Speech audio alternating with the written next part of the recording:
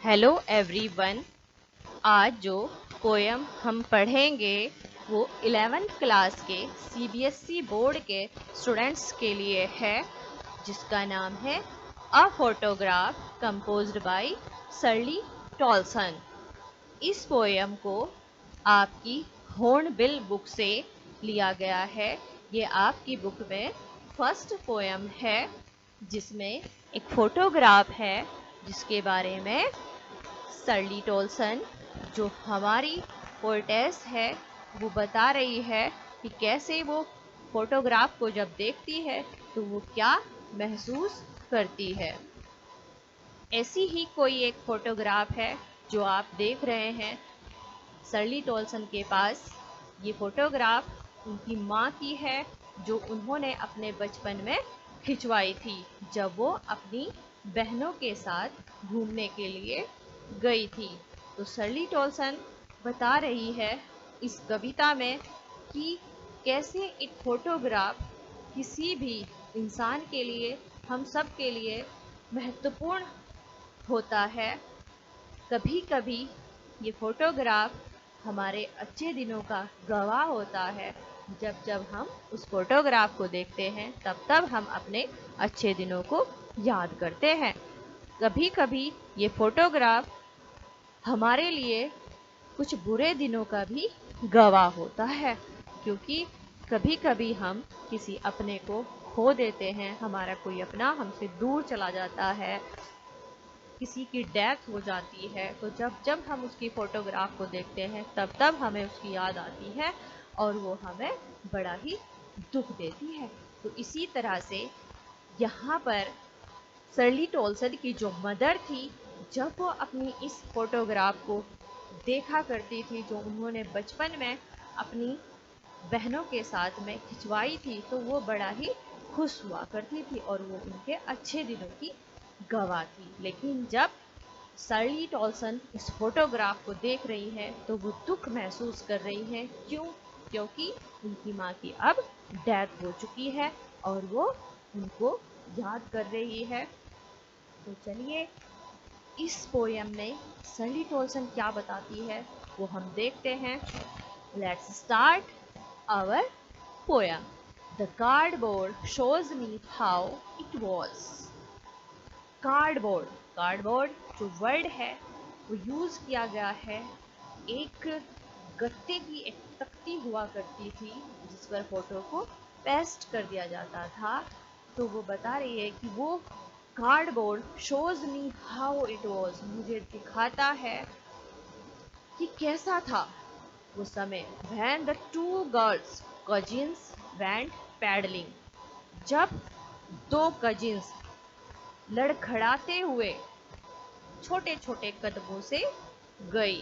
Paddling का मतलब है लड़खड़ाते हुए चलना। Each one holding one of my mother's hand, उन्होंने मेरी माँ के हाथों को पकड़ रखा था। जो दो लड़की थी उन्होंने मेरी माँ के एक एक हाथ को, वन होल्डिंग वन का मतलब है यहाँ पर कि एक ने राइट हैंड को पकड़े हुए थी, दूसरी जो थी उसने लेफ्ट हैंड को पकड़ रखा था। एंड शी द बिगर, और वह बड़ी लड़की, सम 12 ईयर्स और सो, लगभग 12 साल के आसपास थी। All three stood still to smile through their hair at the uncle with the camera. और वो तीनों लड़कियां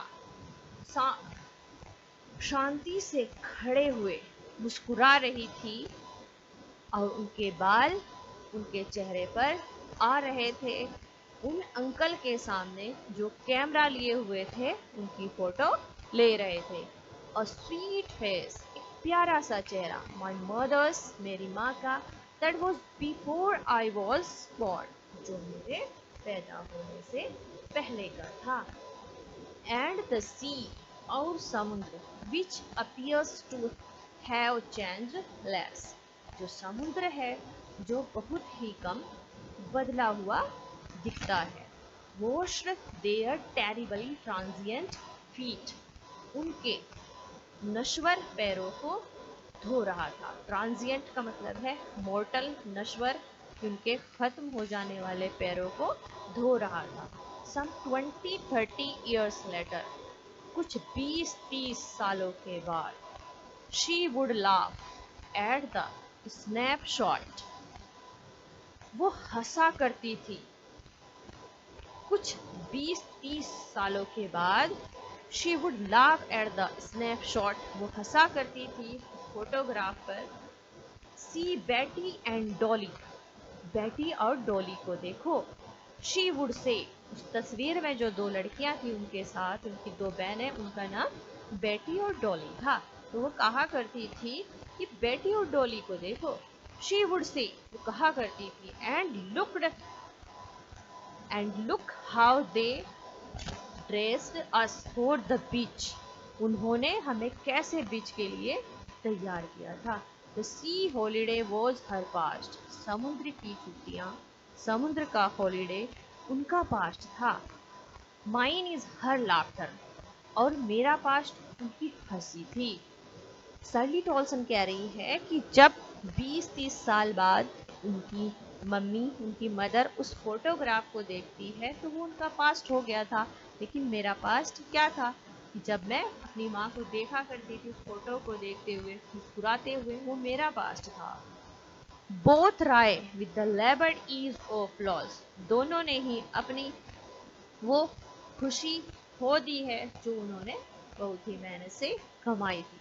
now she has been dead nearly as many years, अब उनकी डेथ हो गई है कई सालों पहले। एज दैट गर्ल लिव, जितना कि वो लड़की दिखती है जो उस तस्वीर में थी।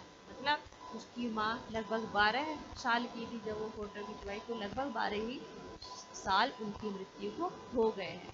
End of this circumstance there is nothing to say at all, और इस परिस्थिति के बारे में अब कुछ भी नहीं कहा जा सकता। इट्स साइलेंसेस, बिल्कुल खामोशी ही खामोशी है। एक ऐसी ही खामोशी छा गई है जो इस फोटोग्राफ में दिखाई दे रही है। तो आज सर्ली टॉल्सन कह रही है कि मेरे चारों ओर खामोशी ही खामोशी है।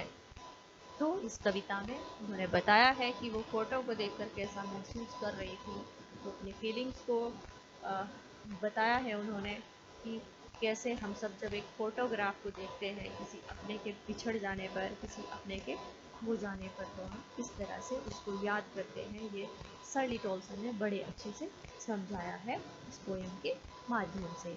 आई होप आपको ये पोएम अच्छे से समझ आ गई होगी। Thank you for watching